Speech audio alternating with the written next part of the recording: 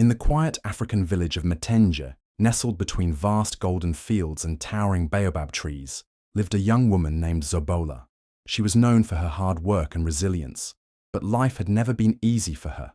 Years ago, she lost her mother, the only person who had ever truly loved her. Since then, her world had been filled with loneliness and silent battles. Zobola lived with her father and her stepmother Nthanda, a woman who had never shown her kindness. Though her father was a good man, he was often too busy working in the fields to see the truth. Zobola was nothing more than a servant in her own home. Nthanda's heart belonged only to her own daughter, Mfatso, who was given the best of everything, while Zobola was left with scraps. From dawn till dusk, Zobola worked tirelessly. She swept the dusty floors, fetched water from the distant well, and prepared meals she barely got to enjoy. But no matter how much she did, Nthanda's sharp tongue always found a way to make her feel unworthy. The villagers noticed but remained silent, fearing Nthanda's wrath. Yet, despite the hardships, Zobola felt something stirring in the air. She couldn't explain it, but she sensed that her life was about to change. Shadows lurked in the corners of her home, whispers in the night, secret glances, and locked doors. Something was happening, something hidden beneath the surface of their quiet village life. And deep in her heart, Zobola knew a storm was coming. Life in Mtenje village was never fair for Zobola. Every morning, before the sun even rose, she was already up, sweeping the yard, fetching water from the faraway well, and preparing breakfast. But no matter how hard she worked, it was never enough for her stepmother, Nthanda. She always found something to criticize. "You missed a spot. This food is too plain," or "you are too slow." It didn't matter if Zobola was tired, or if her hands were sore from scrubbing clothes. Nthanda never showed her kindness. Meanwhile, Mfatso, Nthanda's daughter, lived like a queen in the same house. She never lifted a finger to help. While Zobola worked under the burning sun, Mfatso sat in the shade, eating fresh fruits, braiding her hair, and giggling with her friends. If there were any chores to be done, Nthanda would always say, "That's Zobola's job." It was as if Zobola was invisible, except when there was work to do. Zobola's father, lost in his daily struggles, barely noticed the unfairness. When he was around, Nthanda pretended to be kind, acting as if she cared for Zobola. But as soon as he left, her true nature returned. If Zobola dared to rest for even a moment, Nthanda's sharp voice would cut through the air like a knife. "Are you lazy? Do you think this house will clean itself?" Despite the pain, Zobola never complained. She swallowed her tears and kept moving, hoping that one day things would change. But deep inside, she knew the truth. Her stepmother would never love her, no matter how much she tried. At first, it was just small things that could easily be ignored. But as days passed, Zobola started to notice strange behaviors from her stepmother, Nthanda. It began with whispered phone calls late at night. Zobola would wake up to the soft murmur of Nthanda's voice, speaking in hushed, urgent tones. Whenever she tried to listen closely, the conversation would suddenly stop. If Zobola walked into the room, Nthanda would quickly put her phone away, her face stiff with irritation. Then came the late-night outings. Nthanda, who was usually strict about staying indoors after dark, started sneaking out of the house. She would dress up in her best clothes, spray herself with perfume, and disappear into the night. Sometimes she would return with a strange glow on her face, like someone who had just heard good news.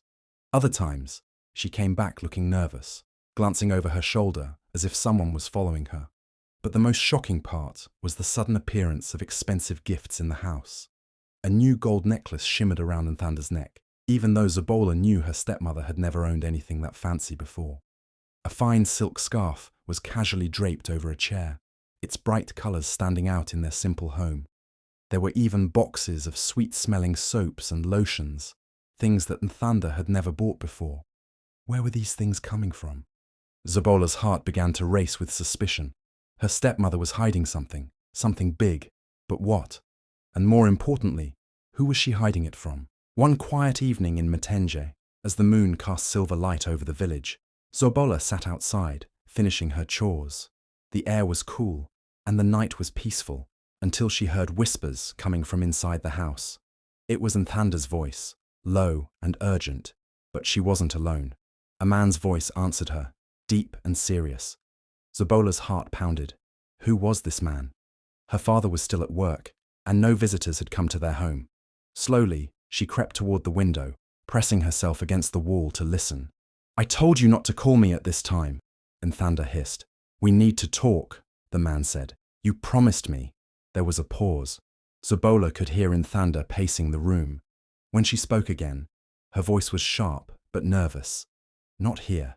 Not now. You don't understand how dangerous this is." Dangerous? What was dangerous? Zabola felt a chill run down her spine. She peeked through a small crack in the window, but the dim light made it hard to see.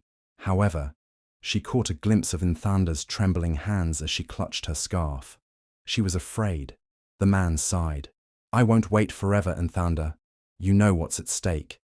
Zabola gasped softly, covering her mouth.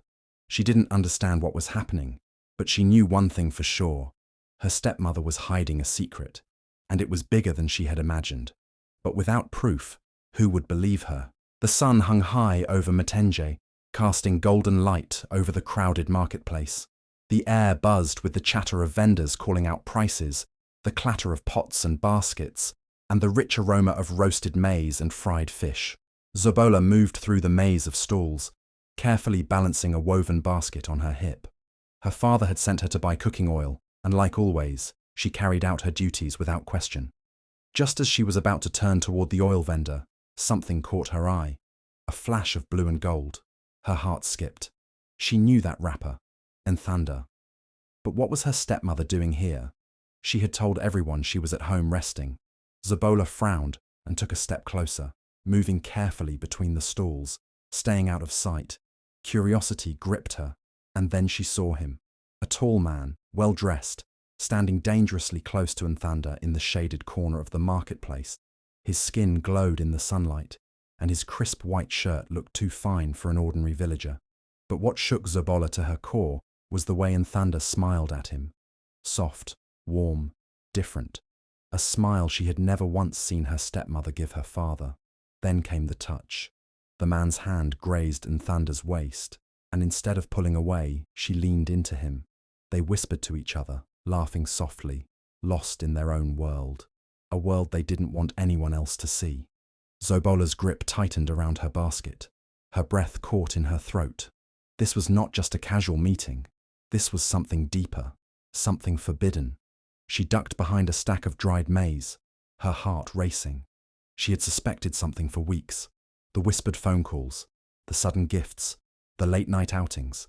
And now, here was the proof. Nthanda was having an affair. For a moment, Zabola felt frozen. If she stepped out, she could confront them right there. But something stopped her. Would anyone believe her? Her father loved Nthanda, and Mfatso trusted her mother blindly. If she spoke up now, would they call her a liar? She took one last look at them. Nthanda's fingers lightly brushed the man's hand, her lips curling into a secretive smile. It was clear. This was not the first time they had met like this. Zabola turned away, her stomach churning. She had uncovered the truth. But now she faced an even bigger question. What would she do with it? That evening, Zabola sat on the edge of her sleeping mat, her heart pounding in her chest. She had seen it with her own eyes. Nthanda laughing, holding hands, and whispering with another man. She couldn't keep this secret any longer. Someone had to know. Someone had to believe her. And so, she decided to tell Mfatso. She found her stepsister outside, braiding her hair under the dim light of an oil lamp. The air was still, and the sounds of crickets filled the night. Taking a deep breath, Zabola stepped forward. "Mfatso," she began, her voice low but firm.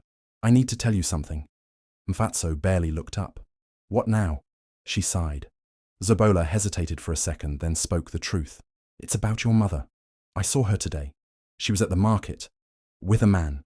Mfatso's fingers froze mid-braid. "What?" she said sharply, finally turning to face Zabola. Zabola swallowed hard. "I saw them." She was holding his hand. They were laughing. "I think—" She hesitated, then forced the words out. "I think she's having an affair." For a moment, there was silence. Then Mfatso burst into laughter. "You? Saying this about my mother?" She shook her head. You must be joking. I'm serious, Mfatso. I saw it with my own eyes. Mfatso stood up, her face darkening. Number, you think you saw something, but you're wrong.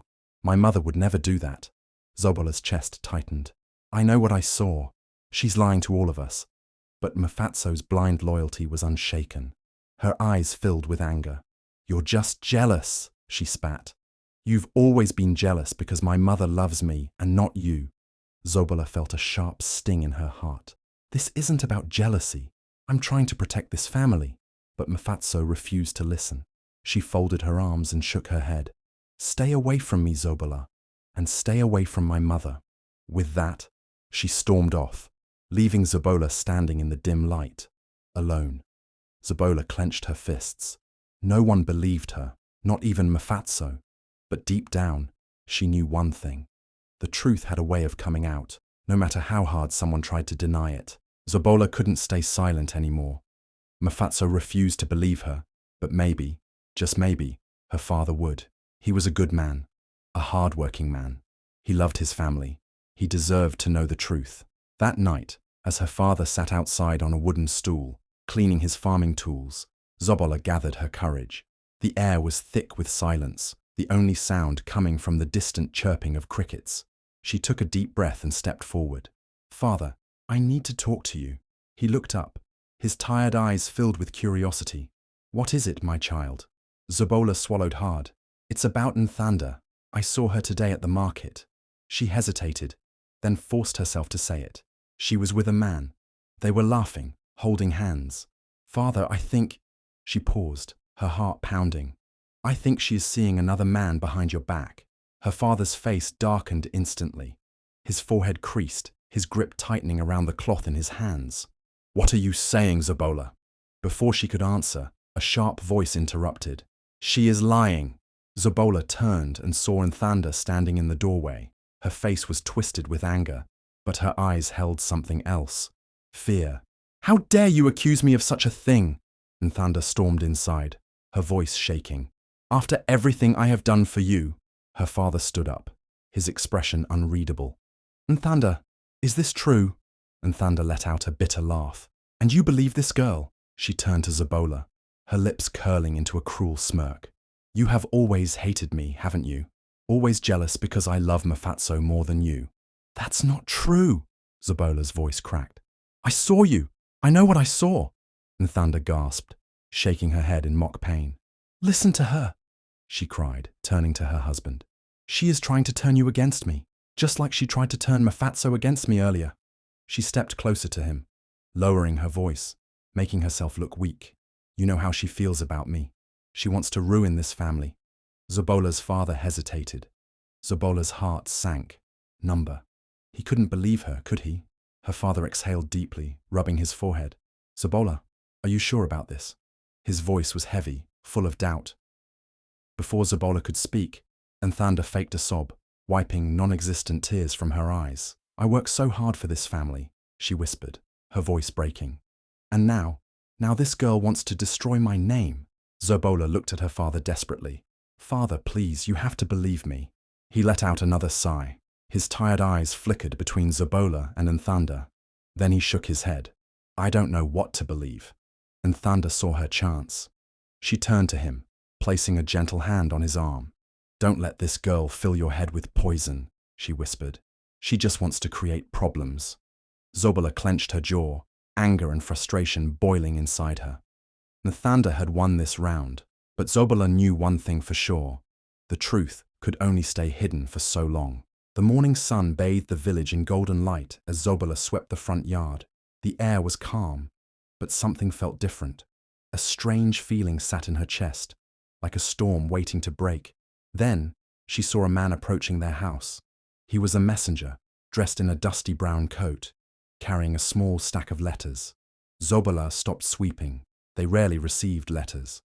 Who could it be from? The man reached the doorstep and called out, "A letter for Nthanda." Zobola's hands tightened around the broom.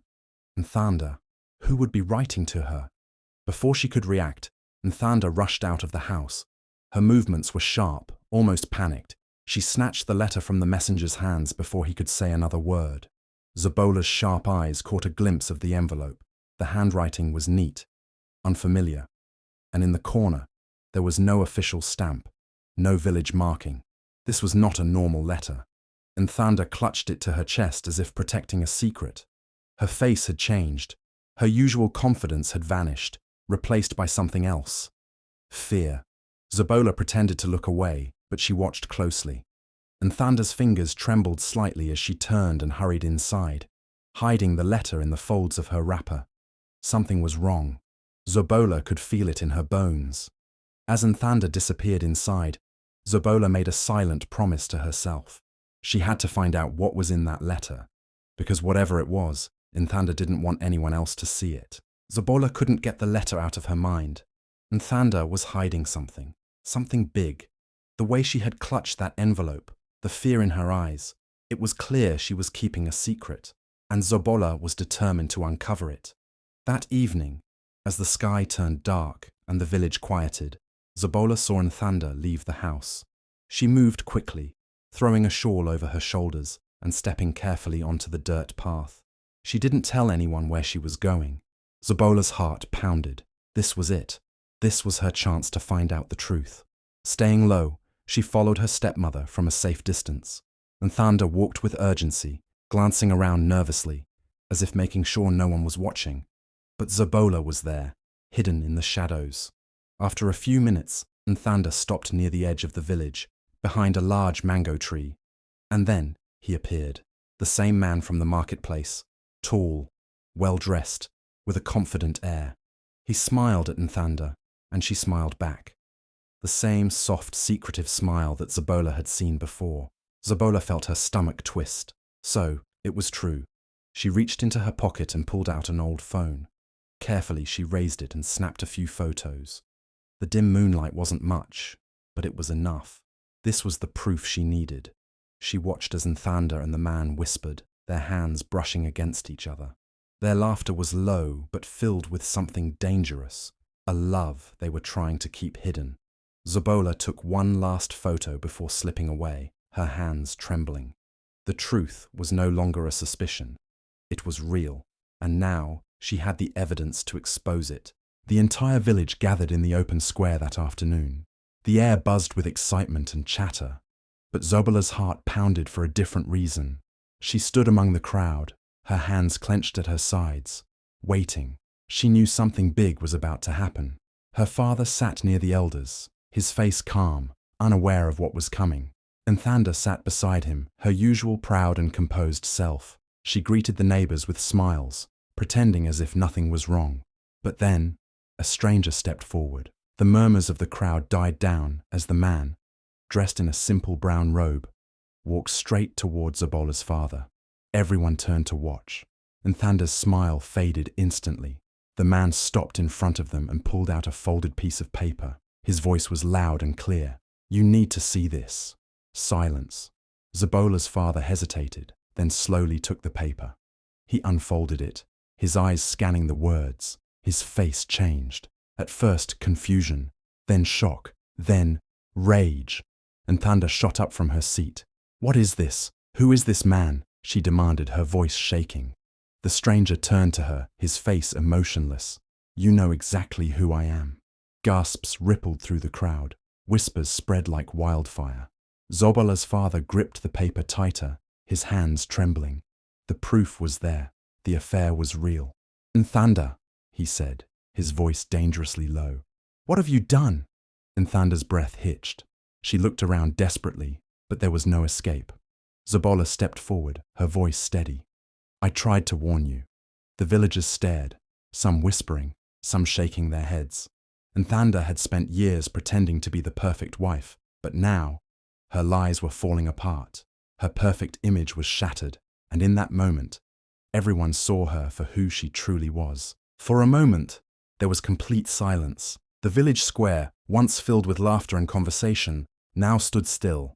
All eyes were on Nthanda. She looked around desperately, her chest rising and falling quickly. "This is a lie," she shouted, her voice shaking. "Someone is trying to ruin my name." But the proof was in her husband's hands. The letter, the photos, the undeniable truth. Zobola's father's face was dark with anger and pain. He had believed in Nthanda for years, trusted her, loved her. Now, she had betrayed him. The villagers started whispering. "So it's true," one woman muttered. "She has been deceiving him all this time." Nthanda's hands trembled as she stepped forward. "My husband, you know me. You know I would never do this," she pleaded. But he didn't speak. He only looked at her with cold disappointment. The stranger, the man from the letter, stepped forward.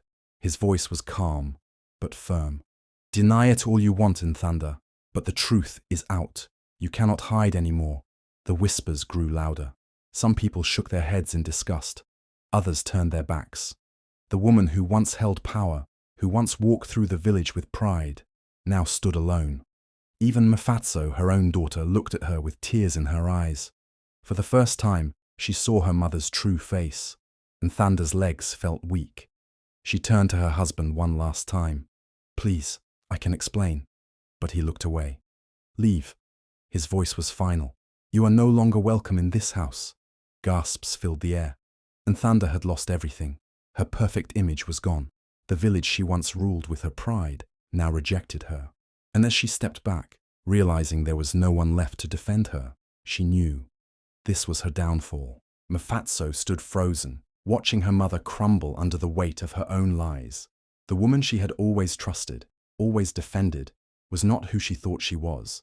Her heart pounded as she looked at Zobola, the stepsister she had always ignored, always thought of as jealous, had been telling the truth all along.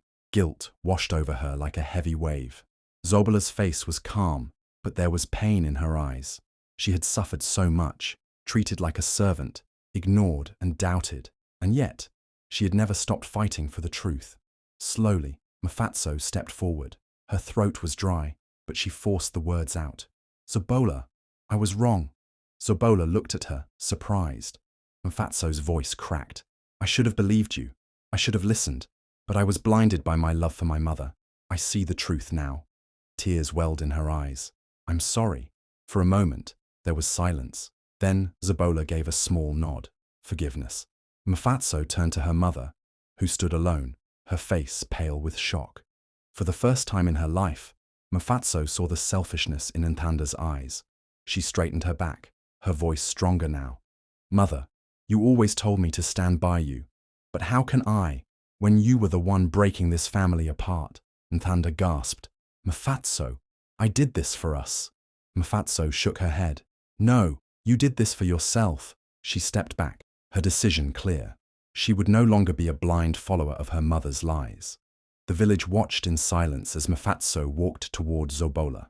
For the first time they stood side by side, not as enemies, but as sisters. The sun rose over Malozi village, casting a golden glow over the small huts and green fields. But for Zobola, this morning felt different. The air was lighter, the silence peaceful, not heavy with secrets and lies like before. Nthanda was gone. Her presence no longer shadowed the house. For the first time in years, Zobola felt free. She stepped outside and took a deep breath. No more being treated like a servant, no more cruelty. The house that once felt like a prison now felt like a home. Her father, though still healing from the betrayal, looked at her with pride. He had doubted her once, but now he saw her for who she truly was. Strong, fearless, and full of light. Even Mfatso, once her greatest rival, was different. She no longer looked at Zobola with jealousy, but with respect. They had started to rebuild their bond, and for the first time, Zobola had a real sister. But Zobola knew her journey wasn't over. She had spent years trapped in a life she didn't choose, but now she had the power to shape her own future. With determination in her heart, she set her sights on her biggest dream, opening her own tailoring shop. She had always been good with her hands, stitching old clothes into something beautiful. Now she wanted to turn that skill into something bigger. The villagers, once whispering about her misfortune, now spoke of her strength. She had faced lies, betrayal, and pain, but in the end, she had won. As she picked up her sewing kit, the warm sun shining on her face, she smiled. This was only the beginning. A new life, a new dream, and this time, she was in control. Because in the end, truth always wins.